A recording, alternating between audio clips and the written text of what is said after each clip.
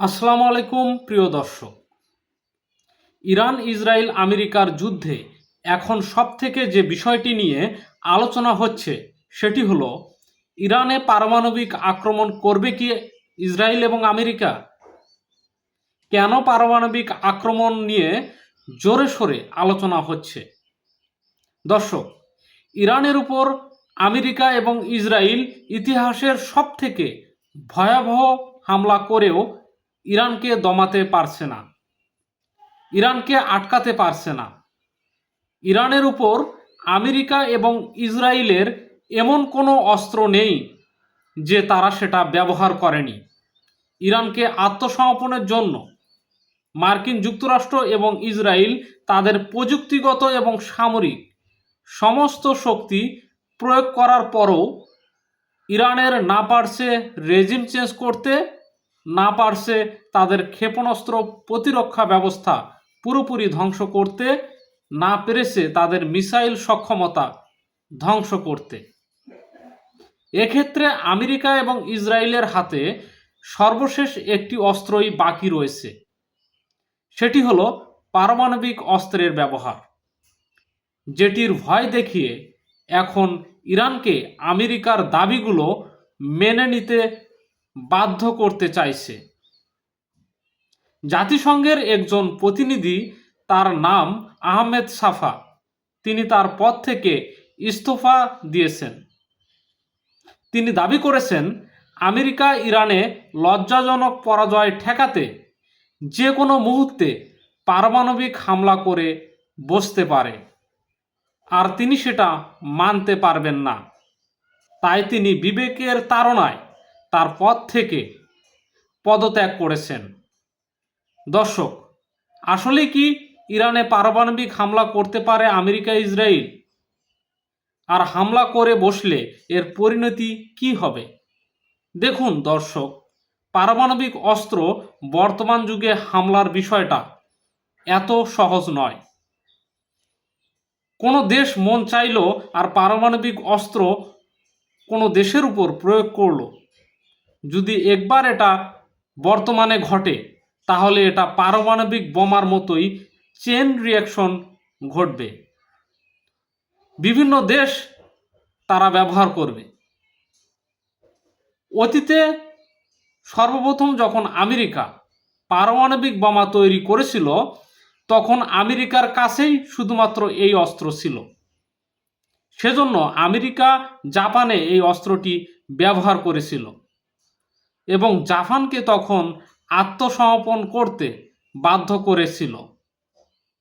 কিন্তু বর্তমানে পারমাণবিক অস্ত্র 8 থেকে 9টি দেশের কাছে রয়েছে। তাই কোনো একটি দেশ যদি এই পারমাণবিক অস্ত্র ব্যবহার করে, তখন অন্য দেশগুলোও এই অস্ত্র তৈরি করতে আগ্রহী হয়ে উঠবে এবং কোনো কারণ ছাড়াই তারা একে অন্যের বিরুদ্ধে এটা প্রয়োগ করবে। তাই পারমাণবিক অস্ত্র ইরানের উপর ব্যবহার করা বর্তমান যুগে এটি সম্ভব নয়। যদি পারমাণবিক অস্ত্র ব্যবহার বর্তমান যুগে এতটাই সহজ হতো, তাহলে ইউক্রেনে রাশিয়া এতদিন কয়েক ডজন পারমাণবিক অস্ত্রের ব্যবহার করত। ইউক্রেন রাশিয়ার কত বড় মাপের ক্ষতি সাধন করেছে। যুদ্ধে রাশিয়ার সবচেয়ে বড় মস্কভা যুদ্ধজাহাজ ডুবিয়ে দিয়েছে। রাশিয়ার যুদ্ধবিমান বহরকে গুঁড়িয়ে দিয়েছে। তারপরও রাশিয়া সংযমের পরিচয় দিয়েছে।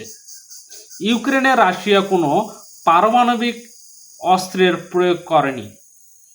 ইউক্রেন রাশিয়ার রাজধানী কে পর্যন্ত মিসাইল এবং ড্রোন দিয়ে হামলা চালায়, তবুও ইউক্রেনে রাশিয়া পারমাণবিক হামলা করেনি। সুতরাং ইরানের উপর যে পারমাণবিক হামলার আশঙ্কা করা হচ্ছে, এটি আসলে বাস্তবসম্মত নয়। এটি ইরানকে ভয় দেখানোর একটা কৌশল মাত্র। কারণ পারমাণবিক অস্ত্র যদি ইরানে ব্যবহার করা হয়, সেই রেডিয়েশন কিন্তু শুধু ইরানের ওই অঞ্চলেই ছড়িয়ে পড়বে না। ওই রেডিয়েশন পাকিস্তান, আফগানিস্তান, ভারত, এমনকি চীনেও তা রেডিয়েশন ছড়িয়ে পড়তে পারে, কারণ এই দেশগুলো ইরানের পার্শ্ববর্তী দেশ এবং চীন এটা কখনোই মেনে নেবে না।